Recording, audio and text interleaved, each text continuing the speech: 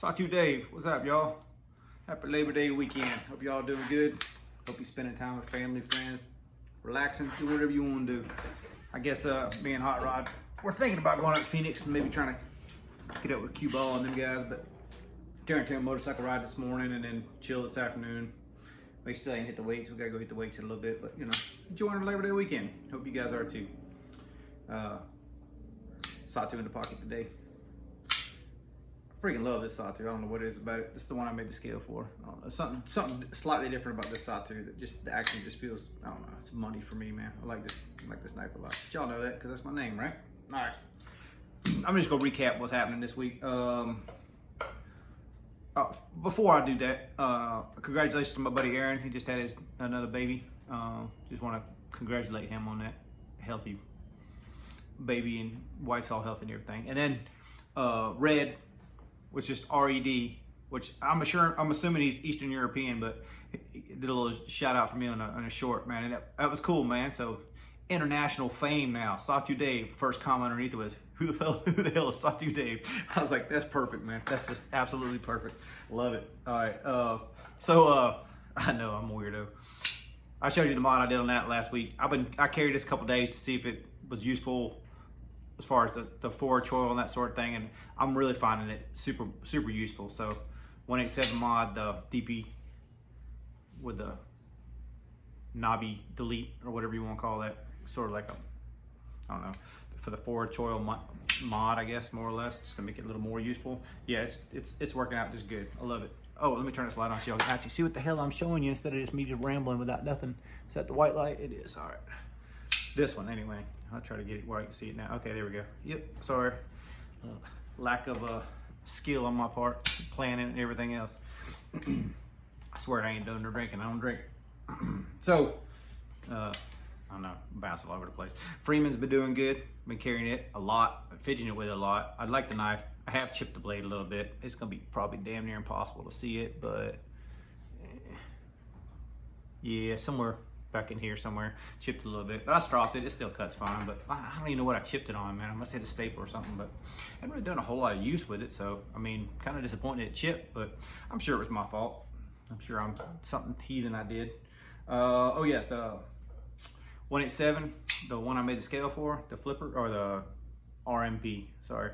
The one I made this titanium scale for, I went ahead and sandblasted, or not sand, yeah, aluminum oxide blasted this other scale on this clip and did the same kind of finish. So now at least tone-wise, see, it's all the same looking tone. It was kind of three-tone before. It still looks a little different because on this side, Medford's finish is on there, so it's kind of got the rough grain. I would say barky, but it's not really barky. But the pocket clip and this other scale that I made are pretty close to the same finish now. So it's just that blast with that little stonewash tumble. And I just did all that shit by hand, you know. I mean, not the blast, but the tumbling was. I just got like the drink tumblers. I throw my media in there, which, you know, you can get whatever kind of media you want. I just took some stuff from work or whatever. And then I'd put WD-40 in on top of mine, just shake it like you're mixing a shake, protein or otherwise, right? So that's pretty much it for it. But I like the tone of it, or, you know, how it all kind of flows and matches and stuff now. Steve, I'm gonna send this and your direware back to you probably Tuesday, because we gotta go pick up a machine at FedEx anyhow. There was something else I was supposed to send to you. Oh, that Freeman, that's right. I'm gonna send that Freeman to you too. So all three of them come to you. I might do 3 separate packages, or I might do 2 in 1. I don't know, we'll do something, but so we ain't gotta worry about shit getting gotten. You know, like I wanna make sure all this shit makes it to you. Worry about that shit later. I'll talk to you on the IG. Sorry about that for the rest of you. What the hell is this called? I can't remember. EOS. I don't think I ever knew what the hell this thing was called. Surgeon? I don't know. Anyway, I took the pocket clip off. I debating on whether to move the position of it back, the pocket clip back to this back side to hold it there. Ian's Edge was over here, and he was basically saying how much that knife was hanging out your pocket. Well, I've carried this a lot this week, and that much of that knife's hanging out of my pocket. It never bothered me once. So I guess I'm just not one of those people that give a shit if a pocket clip's carry or not. I guess my only stipulation is, but you know, I basically got 2 Harleys and a Buell. The Buell's a sport bike style riding position, and you know, your knees are crunched up a little bit more and that sort of thing. And so that, you know, whatever's in your pocket could dig into your hip or your waist or whatever else. If it doesn't bother me on that, that's as high as I'm gonna go, man. I ain't high stepping it. I definitely ain't trying to kick no one in the face or nothing like that. So it ain't happening for me any more than that. I ain't got no more flexibility. So if that didn't bother me, then I don't really give a shit. So now I'm thinking I might just keep that stock position for this pocket clip. And you see where these two holes are drilled. They're basically drilled for the screws basically come towards the camera this way. So you'd have to tap the backside of the pocket clip. I don't have the stock pocket clip here. I left it at work. I didn't go to work Thursday because I was a slack ass. Well, not really. I had to do paperwork crap. But this is kind of sort of a roughed out idea.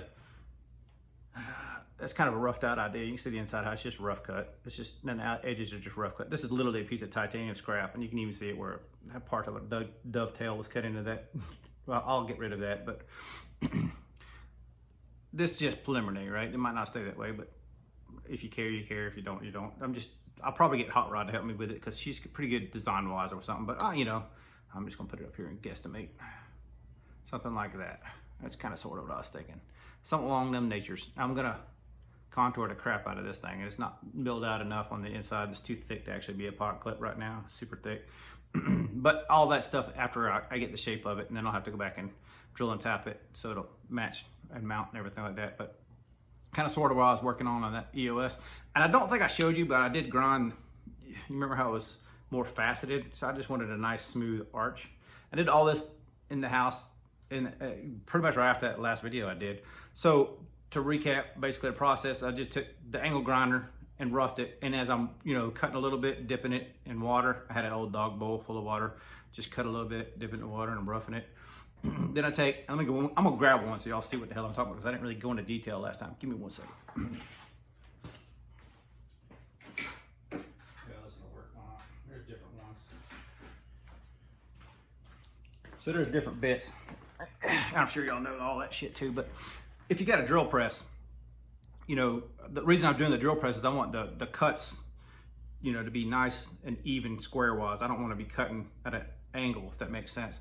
So I just use these little stones from there's a little Craftsman kit. I think it's from Lowe's or Home Depot, one of them box store crap places, and put it in the drill press.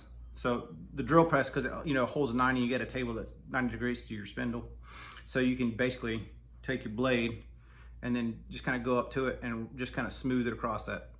You're kind of sort of abusing the bearings in that drill press a little bit, but hey, doing shit at the house, you gotta get it done however you get it done. And basically there's different style of stones. Like this is a more cone shape. This one has a nice flat to it, so you can get on that whole blade. And I think I got a pink one that's like a little bit finer grit. And I just kind of worked it up into the grit. So basically just taking it and just smoothing the whole thing after it's been roughed, smoothing that whole thing over. It's still gonna leave little facets in it. So if you're like me and got sharpeners, just take your diamonds. I used the roughest diamond I think I had at an old Lansky one or something, and I just took it and I just kind of kept smoothing it till it kind of smoothed over. And then I just took a piece of sandpaper, laid it on the bench, and just kind of, ran it through the sandpaper like that until I smoothed it out and got what I got. But you can see where we're at now. I think I'm pretty happy with the finish. Don't really see any flaws in it. I'm trying to go all the way to the tip so y'all can see that I ain't fucked nothing up yet. Yet's the key word. Oh, and I did do that little nubbing in the back too. Remember it was a point before? I just made it a little more round, and I gotta go back in there and fix that little spot right there. It's not as even as I want it to be, but it works functionally. You see it locks up solid, and then when it's closed, it ain't sticking out like it was before, like that little nub hanging out there. It's more rounded now, so it doesn't get any way. And to me, like, this knife was looking like, how do I say this? The blade didn't match what the handle to me. Like, so now the way it kind of sort of all flows together. Ironically, I'd done this, and Brass Brigade's Jason sent me a picture of a knife he's working on. And I don't know whether it's a custom knife or something he's thinking about doing for production. It looked like something he was going to try to do custom-wise. But it looked very similar to this, and I was like, man, that's kind of crazy, because I just got done hacking in a knife, making it look very similar to what you're going for. Anyway, I know I'm just rambling, and it's like a 10-minute video or something. So I basically just want to jump on and say Happy Labor Day to all y'all. A couple shout-outs. Again, at the beginning there, I did it at the beginning, so maybe some people congratulate Aaron. Maybe go check out Red's video, R-E-D. It's just capital R-E-D.